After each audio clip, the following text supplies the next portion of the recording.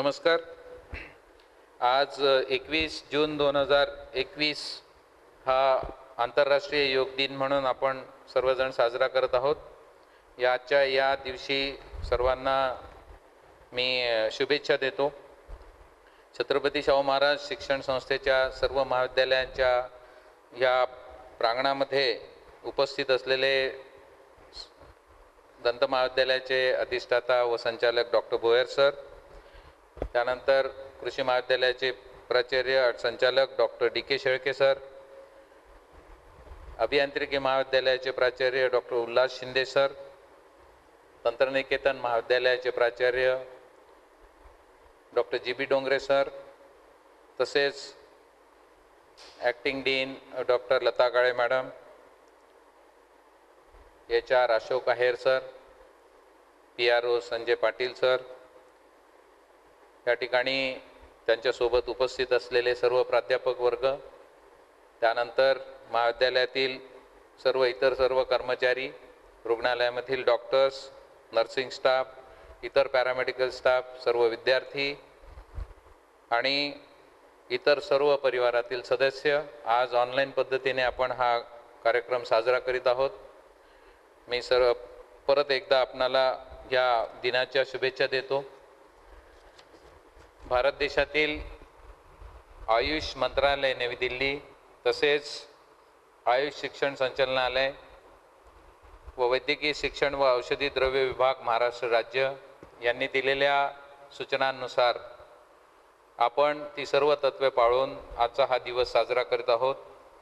आजच्या ह्या दिवशी संपूर्ण जगभर हा दिवस साजरा करत असताना 20 कोटी लोक यामध्ये सहभागी होत आहेत आणि ते योगाचा अभ्यास आणि योगाबद्दल आजच्या प्रॅक्टिसेस ते ह्यामध्ये समाविष्ट करून घेत आहेत.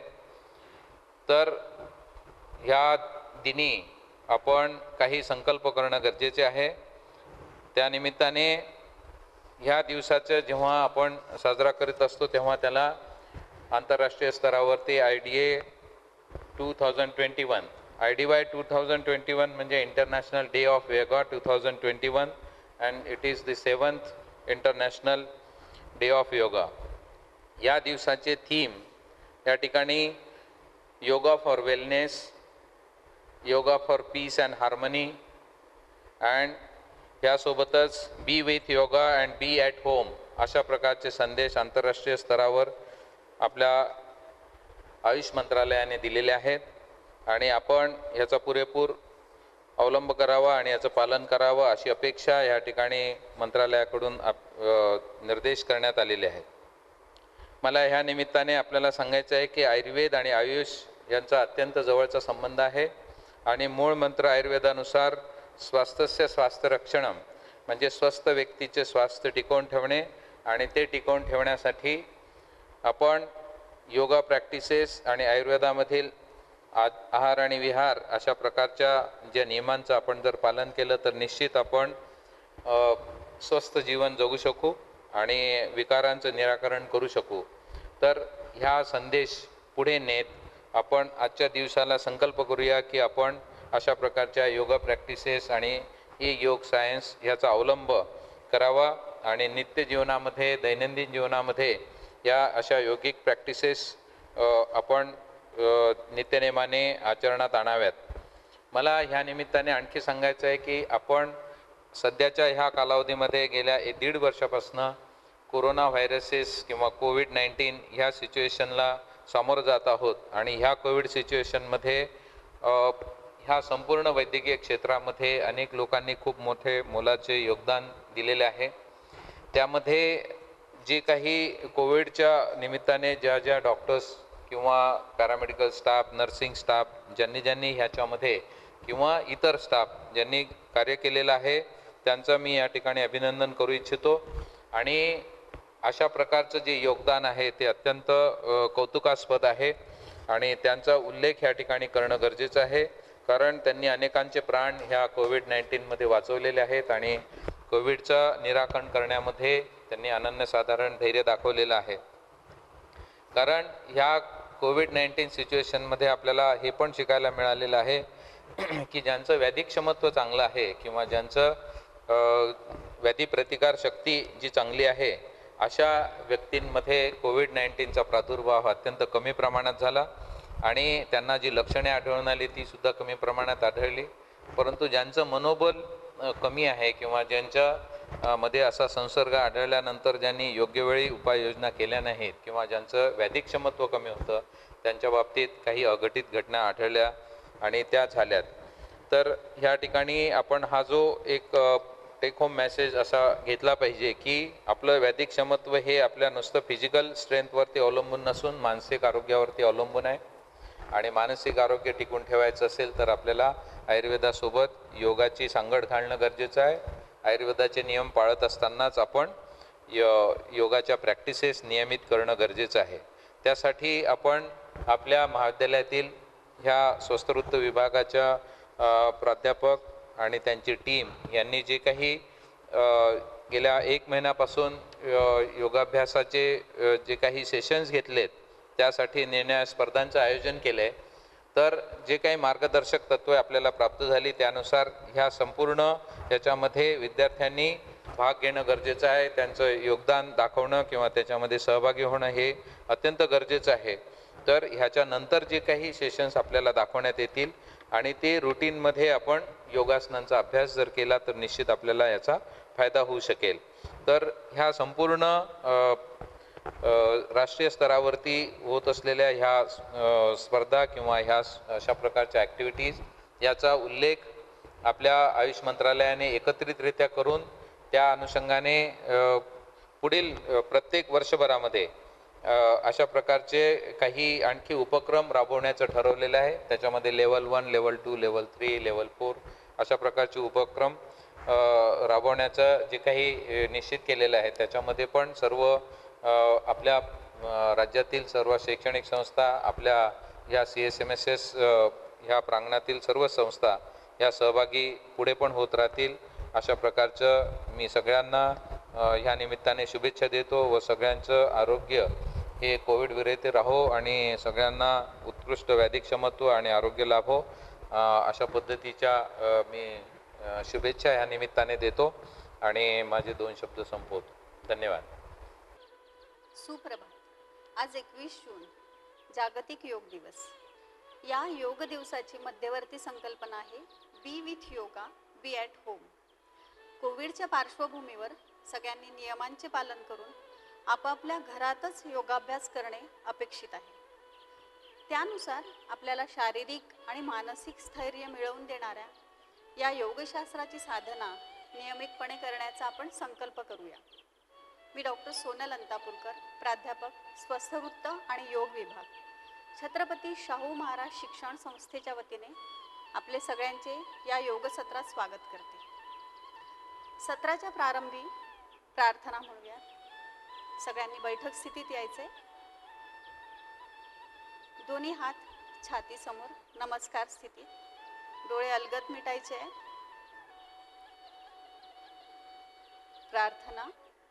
ओम संगच्छध्वं संवदध्वं संवो मनांसि जानता देवाभागं यथा पूर्वं संजानानामुपासते. अर्थात या योग यज्ञात आपण सर्वजण एकत्रितपणे मार्गक्रमण करूया. एकरूपाने एकमताने संवाद साधू आपली मने समतुल्य ठेवून आपल्या प्रयत्नांमधून देवत्वाची प्रचिती घेऊया. ओम शांती.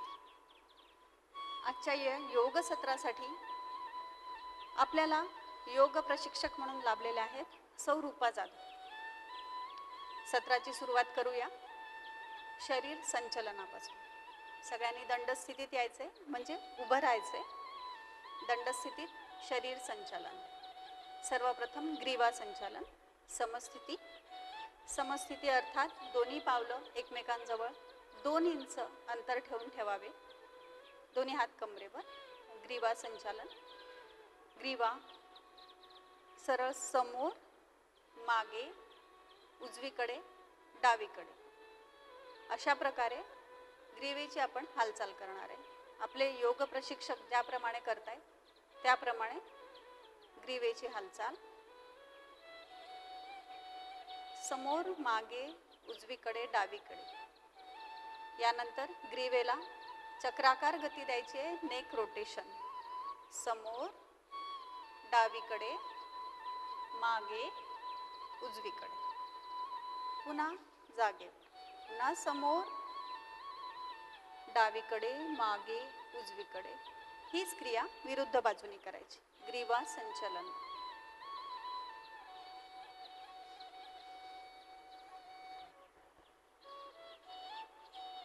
Relax relax. यानंतर स्कंद संचलन, शोल्डर रोटेशन. दोन्ही हात खांद्यांवर ठेवायचे. दोन्ही हातांचे कोपर समोरील बाजूस छातीच्या पुढच्या भागाला एकमेकांना स्पर्शून गोलाकार फिरवायचे, समोरून मागे. हीच क्रिया विरुद्ध बाजूला, मागून समोर. Shoulder rotation.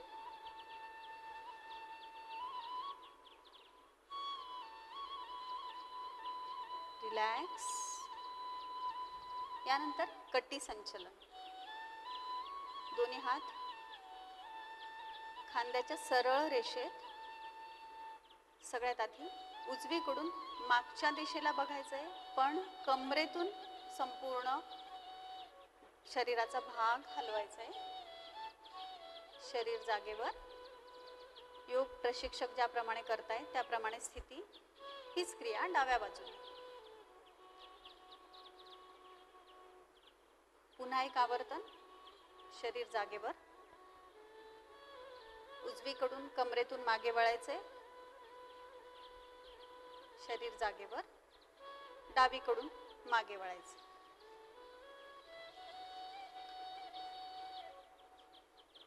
रिलॅक्स. दोन्ही हात जागेवर.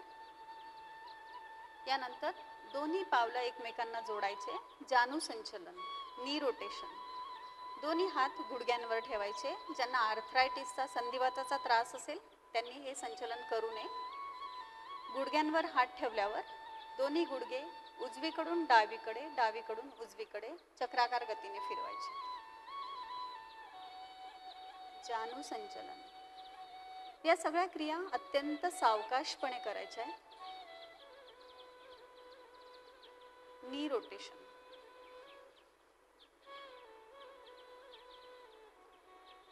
यानंतर समस्थिती, दंड स्थितीत यायचे. आपण प्रत्यक्ष आसनांना सुरुवात करूया. दंड स्थितीतलं पहिलं आसन आहे ताडासन, पाम ट्री पोज. समस्थिती. दोन्ही हात श्वास घेत डोक्याच्या वर एकमेकांमध्ये गुंफायचे आहे. शरीर वरच्या दिशेने ताणायचे. शरीराचा भार दोन्ही पावलांवर. Stretch your body. Relax relax relax. Tadasana, palm tree pose. पुन्हा एकदा हे आसन करायचंय. या आसनामुळे आपलं जे फॉल्टी पोश्चर आहे, खूप जणांना समोर झुकून उभं राहण्याची सवय असते, त्यामध्ये करेक्शन होतं. वर्टायगो किंवा आर्थरायटिसचा त्रास असेल त्या साधकांनी हे आसन करू नये. Relax relax. हात जागेवर. यानंतरचं पुढचं आसन आहे वृक्षासन, ट्री पोज. दोन्ही पायात 3 ते 4 इंचाचं अंतर घ्यायचंय. उजवा पाय वर उचलून डाव्या मांडीच्या आत पाऊल टेकवायचे. दोन्ही हात सरळ वर नेऊन डोक्याच्या वर नमस्कार स्थिती. वृक्षासन. रिलॅक्स.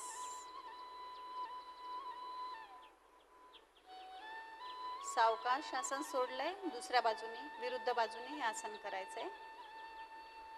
या आसनामुळे अलर्टनेस, एन्ड्युरन्स वाढतो. शरीराचा समतोल साधला जातो. वृक्षासन. लहान मुलांमध्ये उंची वाढवण्यासाठी ताडासन आणि वृक्षासन या दोन्ही आसनांचा उपयोग होतो. Relax relax. हात जागेवर, पाय जागेवर. या पुढील आसन आहे Padahastasana, hands to feet pose. समस्थितीत उभं राहायचंय. दोन्ही हात शांतपणे सावकाश वर उचलायचे.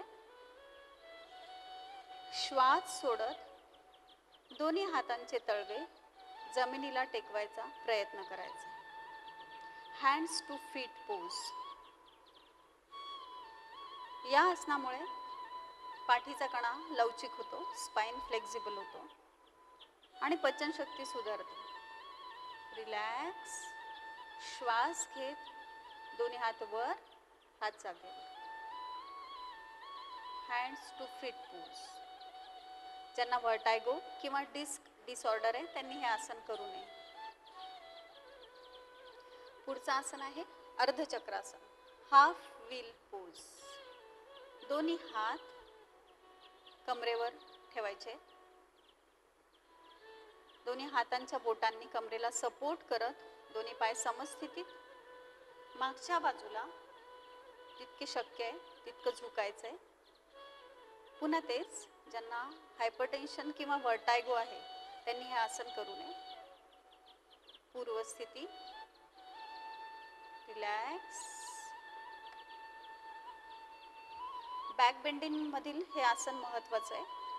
कमरेच्या स्नायूंना, मांसपेशींना या आसनामुळे व्यायाम मिळतो. यानंतर पुढचं आसन आहे त्रिकोणासन, ट्रायंगल पोज. दोन्ही पायात 3 ते 4 फुटाचं अंतर आपापल्या उंचीनुसार योग्य अंतर घ्यायचंय.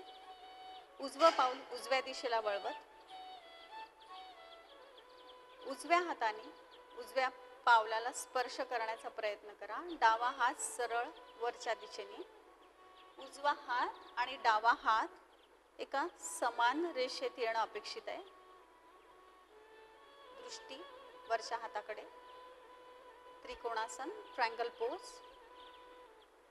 रिलॅक्स. आसन सोडायचंय. हात जागेवर. हेच आसन विरुद्ध दिशेने करायचंय. डाव्या बाजूने आसन करायचंय.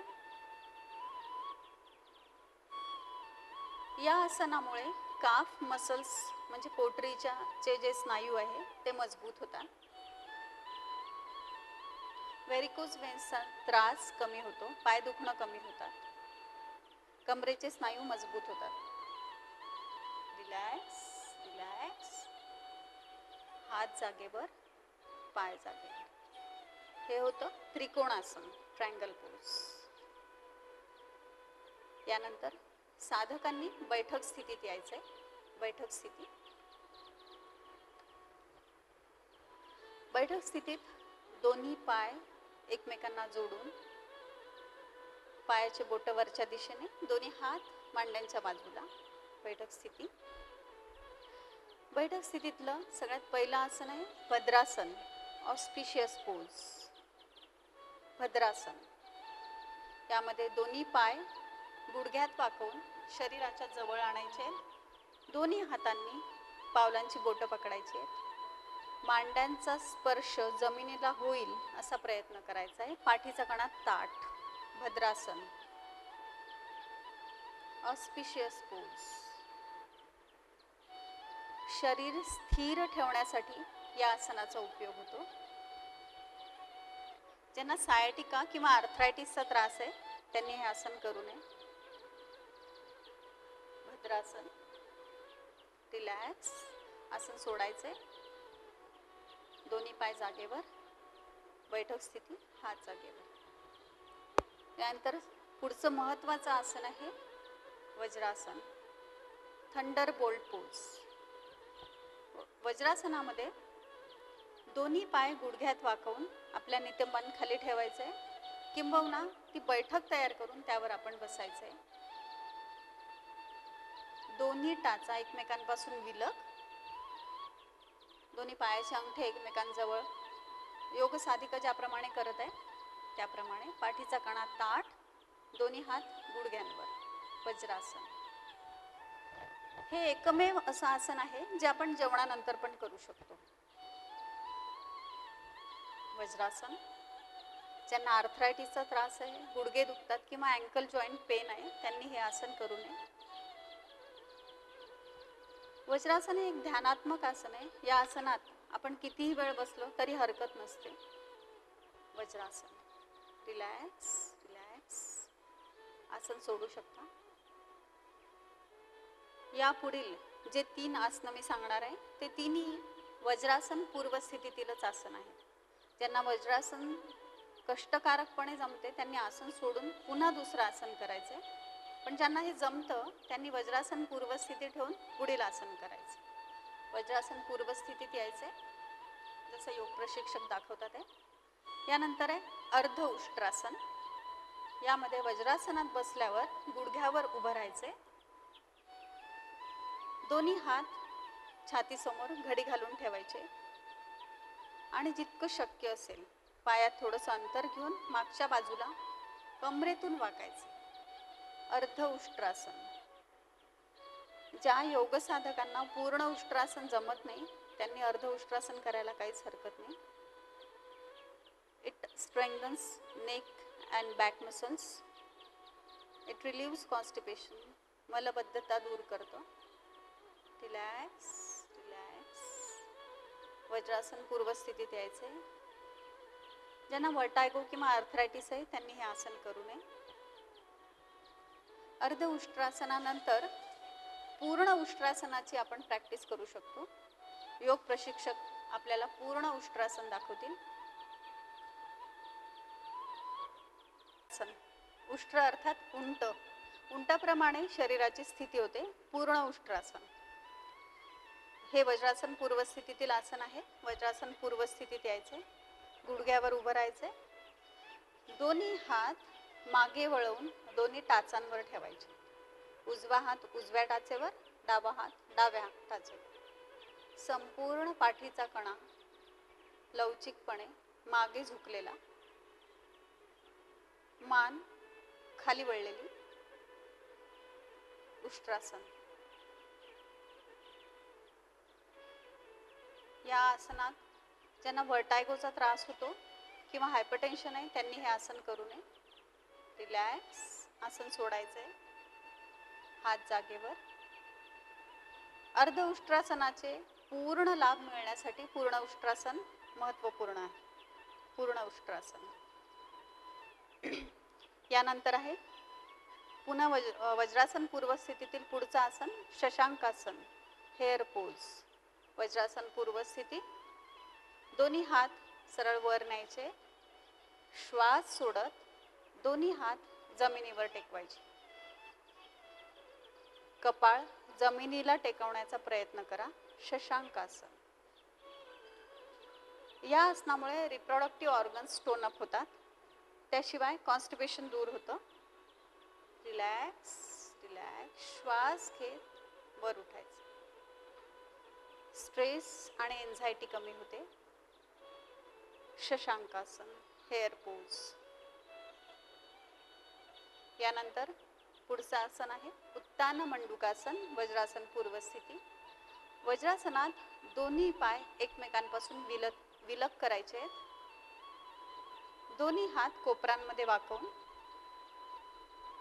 तळवे खांद्याच्या मागच्या बाजूला ठेवायचे. पाठीचा कणा ताठ. योग प्रशिक्षक ज्याप्रमाणे दाखवतात त्याप्रमाणे करायचे. श्वास प्रश्वास सामान्य गतीने चालू ठेवायचा आहे. उत्तान मंडूकासन. Stretched up frog pose. हे आसन विशेष महत्त्वपूर्ण आहे कारण कोविडमध्ये आपली लंग कपॅसिटी कमी होते. तर हे आसन आपली लंग कपॅसिटी फुफ्फुसांची क्षमता वाढवते. म्हणून हे आसन उपयोगी आहे. आसन सोडायचे. पाय जवळ. दोन्ही हात जागेवर. वज्रासन पूर्व स्थिती आणि बैठक स्थितीत यायचे. बैठक स्थिती. दोन्ही पाय सरळ लांब. बैठक स्थितीतील शेवटचं आसन आहे Vakrasana. Vakrasana spinal twist position. हे आसन डायबिटीससाठी उपयोगी सांगितलेलं आहे. या आसनात उजवा पाय गुडघ्यातून फोल्ड करून डाव्या मांडीजवळ ठेवायचा आहे. डावा हात उजव्या पावलाजवळ किंवा उजव्या अँकल जॉईंट जवळ आणि उजवा हात तळवा जमिनीवर टेकलेल्या अवस्थेत. दृष्टी मागच्या बाजूला. Vakrasana, spinal twist. नावाप्रमाणेच या आसनात स्पाइनला ट्विस्ट मिळतो. आसन सोडायचे. रिलीज. हात जागेवर, पाय जागेवर, बैठक स्थिती. हीच क्रिया विरुद्ध बाजूने करायची आहे. मेन्स्ट्रुएशन मध्ये किंवा पोटाचे काही सर्जरीज झाल्या असतील त्या ठिकाणी हे आसन कॉन्ट्राइंडिकेटेड सांगितलेलं आहे. Relax, relax. आसन सोडायचे. हात जागेवर, पाय जागेवर. बैठक स्थितीनंतर विपरीत शयन स्थिती, प्रोन पोझिशन, म्हणजेच पोटावर झोपायचंय. दंड स्थिती आणि बैठक स्थिती या दोन्हीही आसनांमुळे जो काही थकवा आलेला आहे तो आपण आता घालवणार आहे. प्रोन पोझिशन मधलं पहिलं आसन आहे मकर आसन. दोन्ही पाय एकमेकांपासून विलग करायचे. दोन्ही हातांचे तळवे कपाळाच्या खाली. कपाळ त्यावर स्पर्श करेल असे किंवा गालाचा स्पर्श होईल. योग प्रशिक्षक ज्याप्रमाणे दाखवतात त्याप्रमाणे आसन स्थिती घ्यायची. Relax, relax your body. आसनांमुळे जो काही थकवा आलेला आहे तो घालवण्यासाठी मकरासन हे विपरीत शयन स्थितीतील उत्तम आसन आहे. मगर ज्याप्रमाणे वाळूवर पडून राहतं त्याप्रमाणे या आसनाची स्थिती असते. संपूर्ण शरीर शिथिल करायचंय. दोन्ही पाय, पोट, कंबर, पाठ, हात. श्वासगती सामान्य येऊ द्यायचे. मकर आसन. संपूर्ण शरीर रिलॅक्स झालंय. विपरीत शयन स्थितीतलं पुढचं आसन आहे भुजंगासन. भुजंगासन शयन स्थितीत यायचंय. विपरीत शयन स्थितीत यायचंय. Cobra pose. दोन्ही हात छातीच्या बाजूला. Cobra pose. श्वास घेत नाभीपासूनचा प्रदेश, वरचा प्रदेश वर उचलायचा आहे. दोन्ही पाय एकमेकांना जोडलेल्या अवस्थेत. नाभीपासूनचा खालचा प्रदेश जमिनीवर टेकवायचा आहे. Stretch your body. Relax, relax. भुजंगासन. हे आसन पचन शक्ती वाढवण्यासाठी अतिशय उत्तम सांगितलेलं आहे. भुजंगासन, कोब्रा पोज. यानंतरचं पुढचं आसन आहे शलभासन, लोकस्ट पोज. दोन्ही हात दोन्ही मांड्यांच्या खाली. हनुवटी जमिनीला टेकलेली. श्वास घेत मांड्यांपासून दोन्ही पाय सरळ वरच्या रेषेत. जितके शक्य असतील तितके जमिनीपासून वर उचलायचे. पाय एकमेकांना जोडण्याचा प्रयत्न करा. लोकस्ट पोज, शलभासन. या आसनामुळे पण आपली लंग कपॅसिटी वाढते.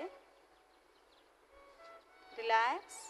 कमरेचे आणि पोटाचे स्नायू मजबूत होण्यासाठी मदत होते. Relax, relax. लोकस्ट पोज, शलभासन. विपरीत शयन स्थितीतून आता शयन स्थितीत यायचंय. सुपाईन पोज, अर्थात पाठीवर झोपायचंय. योग साधकांनी पाठीवर झोपावे. शयन स्थिती. या सिरीज मधलं पहिलं आसन आहे सेतुबंधासन, ब्रिज पोज. दोन्ही पाय एकमेकांना जोडलेल्या अवस्थेत गुडघ्यात वाकवून नितंबांच्या जवळ आणायचे.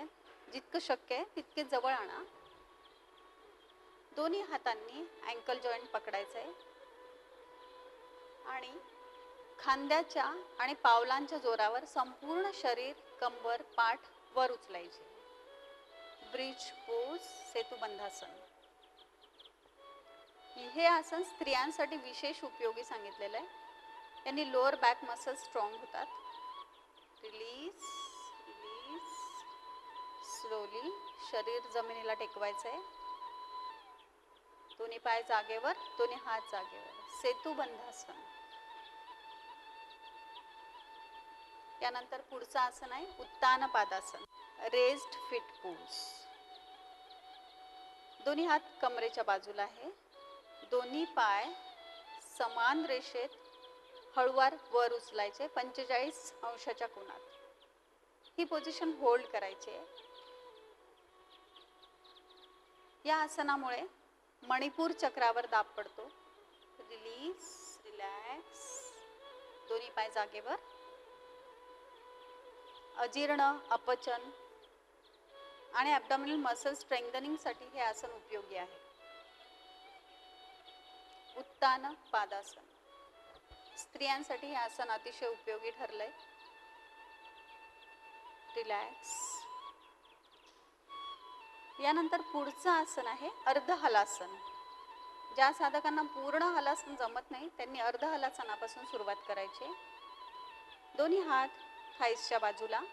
दोन्ही पाय उत्तान पादासनाप्रमाणे वर उचलायचे पण ते 90 अंशाच्या कोनात. पाय ताठ जमिनीवर, जमिनीशी 90 अंशाचा कोन. हलासनामुळे कॉन्स्टिपेशन दूर होतं. पचनाचे विकार दूर होतात. Hold your pose. Hold hold. Release. आसन सोडायचंय. अर्ध हलासन, हाफ फ्लो पोज.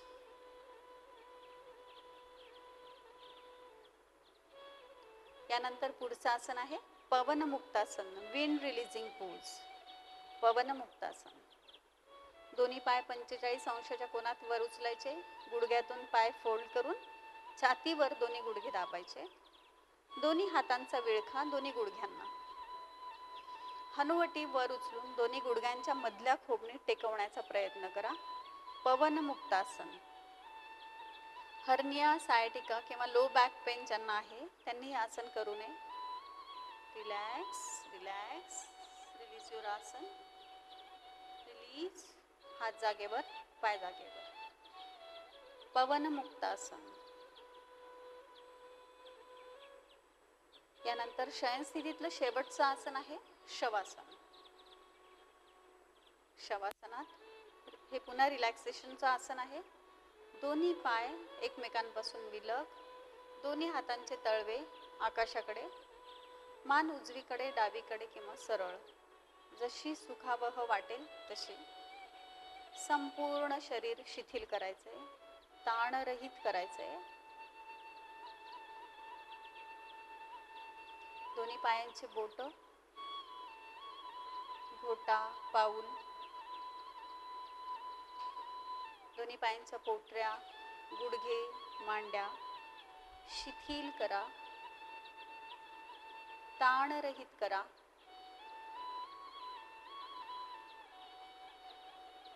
कमरेचा संपूर्ण भाग,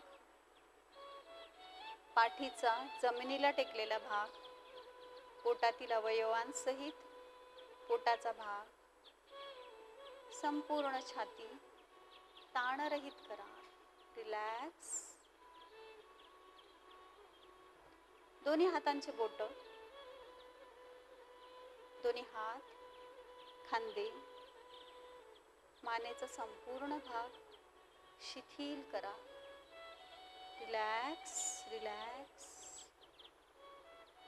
श्वासगती नियंत्रित होत आहे. डोक्याचा जमिनीला टेकलेला भाग, संपूर्ण कपाळ, गाल, डोळे शिथिल करा, ताणरहित करा. जीभ टाळूला चिकटवून ठेवलेली आहे. कपाळावरच्या आठ्या काढून टाकलेल्या आहेत. संपूर्ण शरीर शिथिल झालंय. Relax relax relax. श्वासगती सामान्य झाली आहे.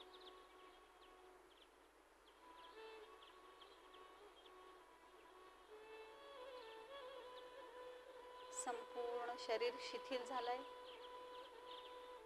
अचेतन अवस्थेतून चेतन अवस्थेत यायचंय. डोळे न उघडता आपल्या डाव्या कुशीवर वळून उजव्या हाताचा आधार घेत बैठक स्थितीत बसायचंय. पद्मासन, सुखासन किंवा साधी मांडी काही घालून बसलं तरी चालेल. जसं सुखकर वाटेल तसं.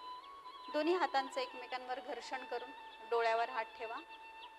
अलगद डोळे उघडायचे. प्रकाशाचा अनुभव घ्या. समोरच्या दृश्याची अनुभूती घ्या. संपूर्ण शरीर तणावरहित झाले. यानंतर आपण पुढच्या भागाकडे वळणार आहे. तो म्हणजे बैठक स्थितीत कपालभाती अभ्यास. कपालभाती is forceful exhalation by contraction of abdominal muscles. सामान्यपणे नवीन साधकाने 20 ब्रेथ्स पर मिनिट असे 3 आवर्तनं करणं अपेक्षित आहे. श्वास घ्यायचा आहे. श्वास सोडत ॲब्डोमिनल मसल्सची म्हणजे पोटाच्या स्नायूंची हालचाल करायची. हा षटकर्मापैकीचा एक भाग आहे कपालभाती. सगळ्यांनी सोबत करूया. योग प्रशिक्षका ज्याप्रमाणे करतोय त्याप्रमाणे आपण करणार आहे. श्वास घ्यायचा आहे. श्वास सोडताना पोटाच्या स्नायूंची हालचाल करायची.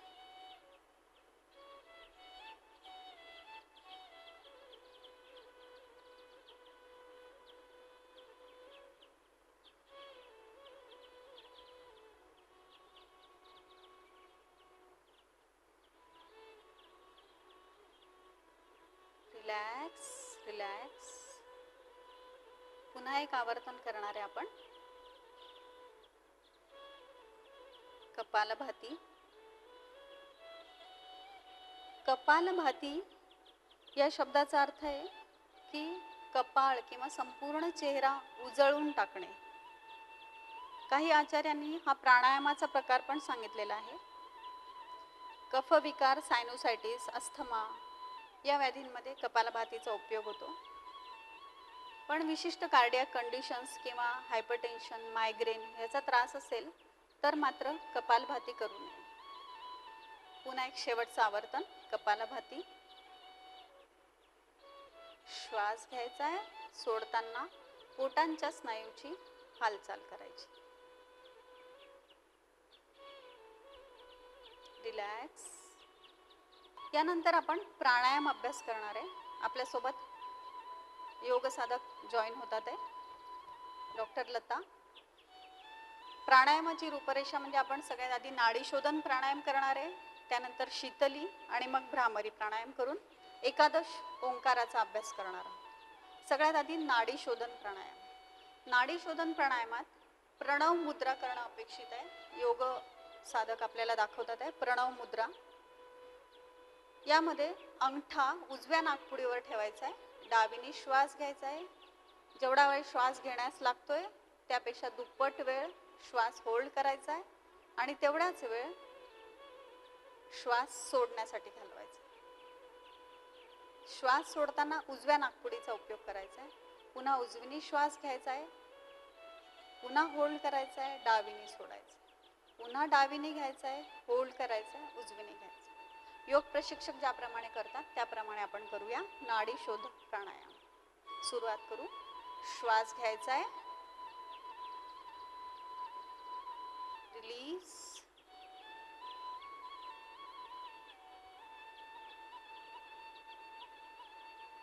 होल्ड.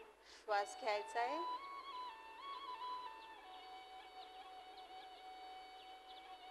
रिलीज. Relax relax. पुन्हा एकदा प्रणव मुद्रा हाताची. अंगठा उजव्या नाकपुडीवर. डावीने श्वास घ्या. होल्ड. उजवीने सोडा. होल्ड. उजवीने श्वास घ्यायचा आहे. होल्ड. डावीने सोडायचा आहे. होल्ड. डावीने घ्यायचा आहे. होल्ड, उजवीने सोडायचं आहे. Relax relax. नाडी शोधन प्राणायाम. ज्यावेळी श्वास आत घेऊन आपण होल्ड करतो त्याला अंतःकुंभ कसं म्हणतात, आणि जेव्हा श्वास बाहेर सोडतो आणि होल्ड करतो तेव्हा त्याला बाह्यकुंभ कसं म्हणतात. हे दोन्हीही कुंभ कोविडच्या बॅकग्राऊंडमध्ये अतिशय उपयुक्त आहे. यामुळे आपल्याला लंग कपॅसिटी वाढवण्यासाठी मदत होते. अजून एकदा याचा अभ्यास करायचा आहे. नाडी शोधन प्राणायाम. प्रणव मुद्रा. अंगठा उजव्या नाकपुडीवर, डावीने श्वास घ्यायचा आहे. होल्ड, उजवीने सोडायचा आहे. होल्ड, उजवीने श्वास घ्यायचा आहे. होल्ड, डावीने सोडायचा आहे. होल्ड, डावीने घ्यायचा आहे. होल्ड, उजवीने रिलीज अँड रिलॅक्स रिलॅक्स. सामान्य श्वसन. नाडी शोधन प्राणायाम. या प्राणायामामुळे समत्व आणि शांती मिळते. ट्रँक्विलिटी अचीव होण्यासाठी मदत होते.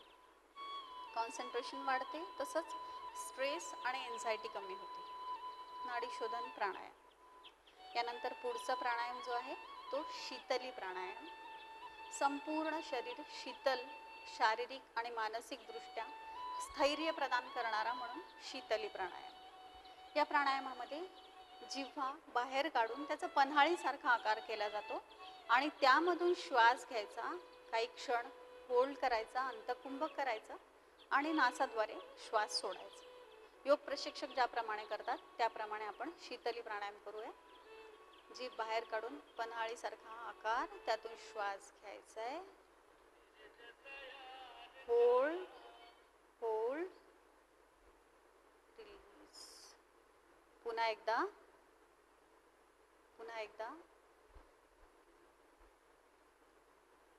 श्वास घ्यायचा, सोडायचा. शीतली प्राणायाम. रिलॅक्स. आणखीन एक आवर्तन करायचं आहे. शीतली प्राणायाम.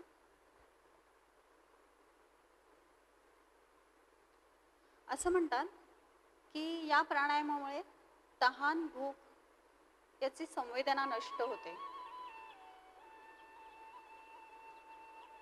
पण ज्यांना हायपरटेन्शन आहे किंवा कार्डियाक काही एलिमेंट्स आहे त्यांनी मात्र हा प्राणायाम करू नये. Relax relax relax. यानंतर अत्यंत महत्त्वाचा पुढचा प्राणायाम म्हणजे भ्रामरी प्राणायाम. भ्रमराप्रमाणे आवाज होतो म्हणून भ्रामरी प्राणायाम.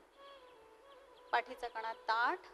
योग साधक ज्याप्रमाणे मुद्रा घेतात आहे त्याप्रमाणे घ्यायचं आहे. अंगठ्याने आपले कर्णेंद्रिय बंद करायचे. तर्जनी आपल्या भुवयांजवळ,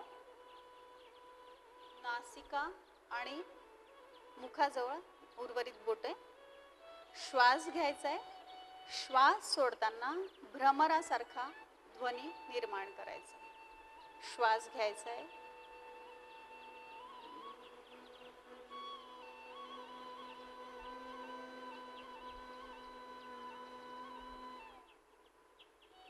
पुन्हा एकदा श्वास घ्या.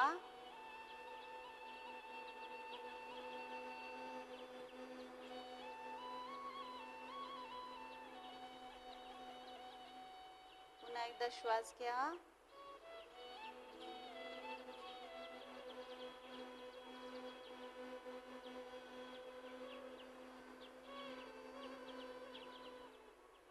भ्रामरी प्राणायाम. रिलॅक्स. या प्राणायामामुळे स्ट्रेस आणि एन्झायटी कमी होते. हा जो हमिंग साऊंड आहे, या साऊंडमुळे, या ध्वनीमुळे आपल्या शरीरातल्या ज्या व्हेसल्स आहेत त्या डायलेट होतात. व्हॅसो डायलेटेशन होतं, स्ट्रेस एन्झायटी रिलीफ होते. असं नवीन एक संशोधन सध्या प्रसिद्ध झालेलं आहे. त्यामुळे प्रत्येकाने कोविडच्या काळात हा प्राणायाम करणं अतिशय आवश्यक आहे. यानंतर आपण एकादश ओंकाराची आराधना करू. एकादश ओंकार. पाठीचा कणा ताठ. आपल्याला जे आसन सुखकारक वाटेल त्या आसनात बसायचंय. साध्या बैठक स्थितीत बसलं तरी चालेल. श्वास घ्यायचा आहे. श्वास सोडताना अ उ म याचं उच्चारण करायचंय. साधारणतः अ आणि उ याला जेवढा वेळ लागतो त्याच्या दुप्पट वेळ मकार उच्चारणासाठी वापरायचा. प्रणव मंत्र हा एकाक्षरी मंत्र ब्रह्मसंहितेत अतिशय उत्तम मानला गेलेला आहे. त्यामुळे याचं आपण पठण करू. 11 ओंकार झाल्यानंतर शांतीपाठ म्हणायचा आहे आणि त्यानंतर ओंकार पठण पूर्ण होईल. सगळ्यांनी सोबत करायचं आहे. श्वास घ्या, सुरुवात करा.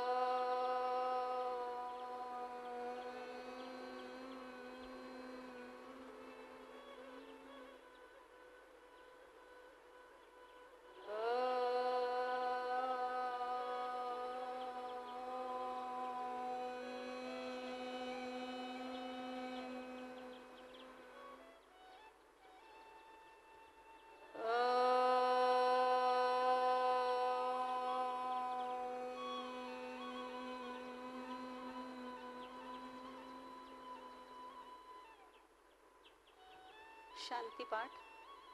ओम शांती शांती शांती. ओम शांती शांती शांती. ओम शांती शांती शांती.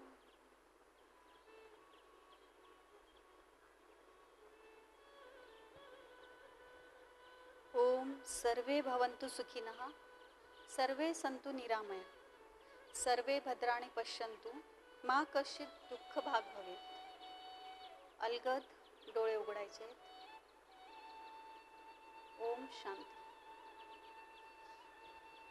7व्या जागतिक योग दिनानिमित्त आम्ही विविध स्पर्धांचे आयोजन आपल्या महाविद्यालयातर्फे केले होते. त्यामध्ये अभूतपूर्व असा प्रतिसाद आम्हाला मिळाला आहे. त्याचे रिझल्ट्स मी आता डिक्लेअर करते. या स्पर्धांसाठी अनेक मान्यवरांनी जज म्हणून काम केलं. डॉक्टर जपे, डॉक्टर श्रोत्रिया आणि इतरही मान्यवर यामध्ये परीक्षक म्हणून अत्यंत उत्कृष्टरित्या कामगिरी बजावून गेले. ते रिझल्ट्स मी आता डिक्लेअर करते.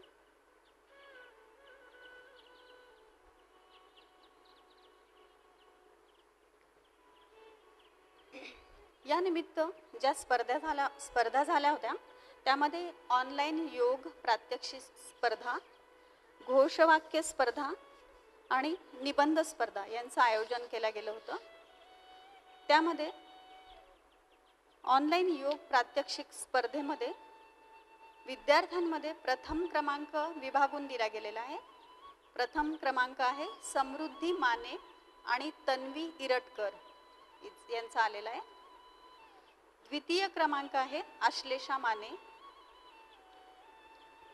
या स्पर्धांमध्ये आमचे शिक्षक वृंदही मागे नव्हते. खरं तर त्यांचाही अभूतपूर्व सहभाग नोंदवला गेला. त्यामध्ये प्रात्यक्षिक स्पर्धांमध्ये प्रथम क्रमांक आलाय डॉक्टर कविता फडणवीस यांचा. द्वितीय पारितोषिक विभागून देण्यात आलं आहे, ते म्हणजे डॉक्टर ज्योत्स्ना कुलकर्णी आणि डॉक्टर योगिता श्रोत्रिया यांना. सगळ्यांचे मनपूर्वक अभिनंदन. त्याशिवाय निबंध स्पर्धेमध्ये विद्यार्थ्यांमध्ये अंडर ग्रॅज्युएट विद्यार्थ्यांमध्ये समृद्धी वैद्य हिचा प्रथम क्रमांक आलाय. द्वितीय क्रमांक तन्वी इरटकर हिचा आलेला आहे. पोस्ट ग्रॅज्युएट डिपार्टमेंटमध्ये अपूर्वा हेंड हिचा प्रथम क्रमांक आहे, तर प्राची पिंपरकर हिचा द्वितीय क्रमांक आलेला आहे. यामध्ये पण टीचिंग स्टाफ कुठेच कमी पडलेला नाही. डॉक्टर श्वेता अपसिंगेकर मॅडम आणि डॉक्टर तुषार ढवळी सरांचा द्वितीय नंबर आलेला आहे. सगळ्यांचे मनपूर्वक अभिनंदन. डॉक्टर श्वेता अपसिंगेकर मॅडमचा प्रथम क्रमांक, डॉक्टर ढवळी सरांचा द्वितीय क्रमांक आलेला आहे. यानंतर स्लोगन कॉम्पिटिशन घोषवाक्य स्पर्धा, यामध्ये विद्यार्थ्यांमध्ये शीतल पाडळे हिचा पहिला नंबर आलेला आहे आणि सचिन सोनवणे याचा द्वितीय क्रमांक आलेला आहे. सगळ्या स्पर्धकांचे पुन्हा एकदा अभिनंदन, विजेत्यांचे त्रिवार अभिनंदन आणि ज्यांनी या स्पर्धेचं परीक्षण केलं त्या जजचे मी मनपूर्वक आभार मानते. यानंतर पुढचा जो कार्यक्रम आहे तो म्हणजे योगाचं संकल्प वाचन आणि आभार प्रदर्शन. यासाठी पुढील सूत्र मी डॉक्टर लता राठोड यांच्याकडे सोपवते. आजच्या योग दिनानिमित्त सर्वांनी नियमित योगाभ्यास करण्याचा संकल्प करूया आणि यासोबतच कार्यक्रमाची सांगता झाली असे मी जाहीर करते. धन्यवाद.